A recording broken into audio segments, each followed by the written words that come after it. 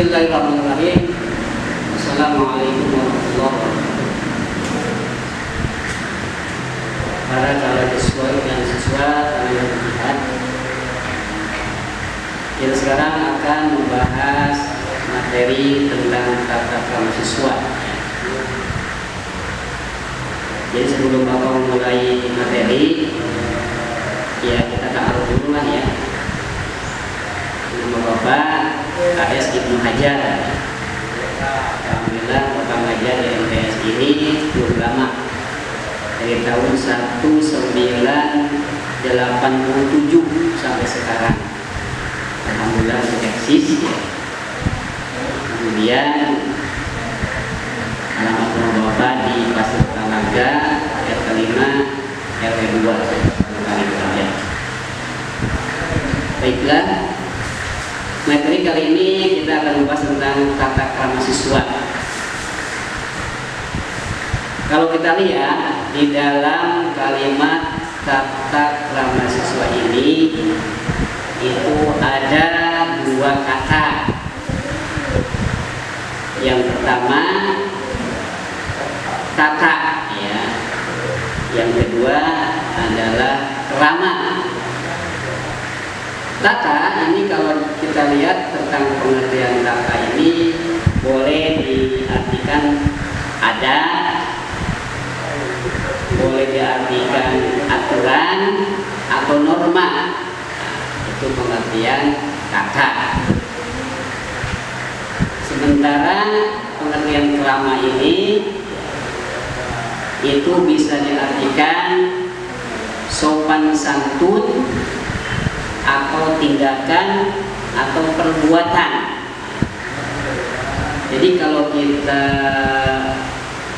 diberi pengertian kalimat keseluruhan tata krama siswa berarti adab, sopan santun. Ini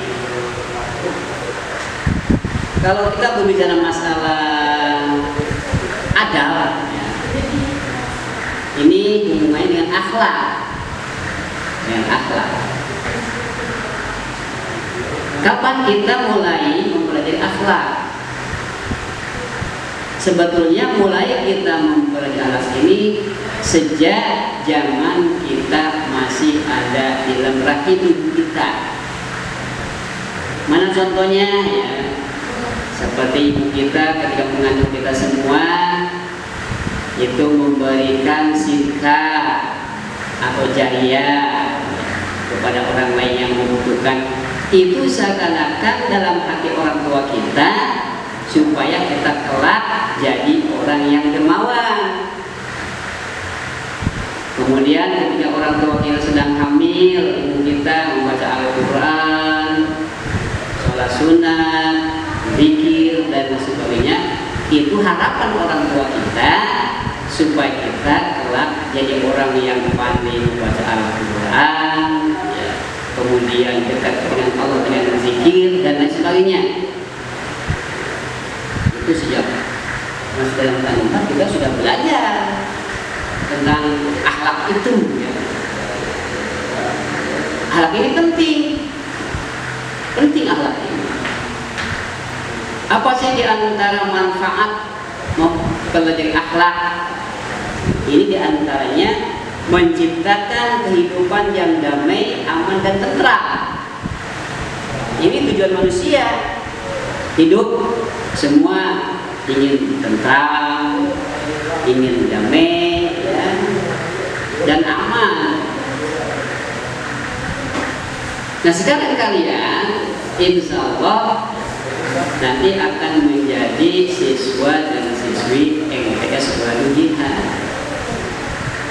Itu diharapkan oleh kita bahwa semua anak didik yang melanjutkan sekolah di manapun lembaga pendidikannya itu akhlaknya harus baik. Nah, jadi kita berakhlak itu dimulai oleh diri sendiri. Diri sendiri.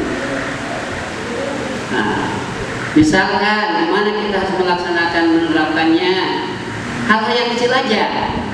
Mana dalam segi makan, minum minum, berpakaian, berjalan, itu semua aspek kehidupan diatur oleh Islam. Tidak ada agama yang mengatur tentang bagaimana cara makan, bagaimana cara berjalan, berpakaian, semua oleh Islam atur. Misalkan makan, ya, itu Islam mengatur. Yang pertama, sebelum kita makan, membaca basmalah, Bismillahirrahmanirrahim. Kenapa? Sebab kalau kita makan minum tidak membaca basmalah, itu setan ikut menikmati makannya kita minum, jangan kita minum. Kemudian makan minum tidak boleh sambil berdiri, harus duduk.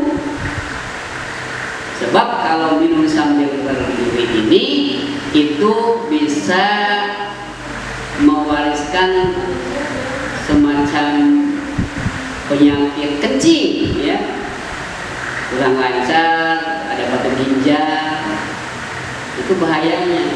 Makanya kalau kita makan sebelumnya baca bismillah dulu, kemudian sambil duduk, tidak boleh berdiri, apalagi kita makan sambil lagi, ya, nggak bisa. Kemudian kalau kita makan berjamaah dengan orang lain, itu apa ya istilahnya? Istilah orang Sunda bilang dengan sanggup lah, dengan sanggupnya. Lauk-lauknya gitu kan. Itu ambil makanan yang dekat dengan kita. Jangan sampai istilah Sunda ngarongkong pulang ngarongkong gitu, nggak boleh. Yang dekat-dekat ini yang kita makan. Yang kita makan. Kemudian berpakaian. Kalau kita mau berpakaian, bismillah dulu, kemudian masukkan tangan yang sebelah kanan, kemudian kiri.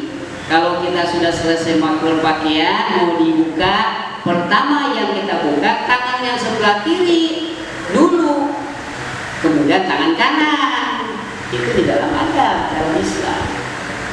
Sekarang kita misalkan memakai celana, maka masukkan dulu yang sebelah kanan, baru yang kiri. Ketika kita akan melepas pakaian, yang kiri pertama, baru yang kanan.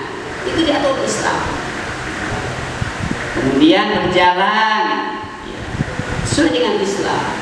Ya boleh tinggal tengok, kita nanti bisa kembali kalau sudah jalan itu. Nah kemudian seorang pelajar ini, ya, yang pertama pasti kita akan beradaptasi dengan lingkungan keluarga yang paling kecil. Sebab keluarga ini adalah masyarakat yang terkecil. Ada bapak, ibu, ada kakek, nenek misalkan, ada adik, ada kakak, itu lingkungan yang paling kecil. Maka kita ciptakan akhlak kita, adab kita di keluarga. Bagaimana berbicara dengan orang tua, dengan bapak, dengan ibu, dengan adik kita, dengan kakak kita, itu beda. Kalau orang tua kita misalkan duduk di bawah, di lantai, kita jangan duduk di kursi. Kalau kita sedang duduk di kursi, orang tua kita duduk di lantai, kita pindah ke lantai, nggak boleh. Itu dilarang oleh agama, kurang adab namanya, ya. Nah, setelah kita di rumah tangga, di lingkungan keluarga, baru maka lingkungan yang kedua yang harus terapkan akhlak itu adalah di lingkungan sekolah. Kalau sekolah ini adik-adik lebih luas daripada di keluarga. Ya. Kalaulah kita di dalam keluarga ada ayah, ibu, adik, misalkan kakak, ada 5 orang lah misalkan. Tapi kalau sudah di lingkungan sekolah banyak. Satu kelas misalkan kita ada berapa? Satu kelas 32 ya sekarang. Berarti kita bergaul dengan 32 orang. Ya. Kemudian yang 30 orang itu latar belakangnya beda-beda. Tidak tahu kita kata belakangnya kan. Makanya kalau kita akan berteman harus pandai-pandai memilih teman, asal pula berteman saja. Maka Islam mengajarkan bergaulah dengan anak-anak yang baik, istilahnya yang soleh lah. Insya Allah kalau kita bergaul dengan orang-orang yang baik, orang-orang yang soleh, kita akan terbawa soleh, akan terbawa baik. Insya Allah. Jikapun kita kurang baik, kalau bergaul dengan orang akan baik. Ibarat kita bergaul dengan tukang minyak wangi, sekalipun kita tidak berjualan, kita tidak membeli, kalau bergaul dengan mereka minyak wangi, kita kepegang wanginya. Ya, mencobalah ini nih ada aroma anu katanya, dapat menikmati. Hati-hati. Kemudian di dalam berbicara, awas nih. Anak-anak sekarang kalau berbicara ini sudah bahasa luar.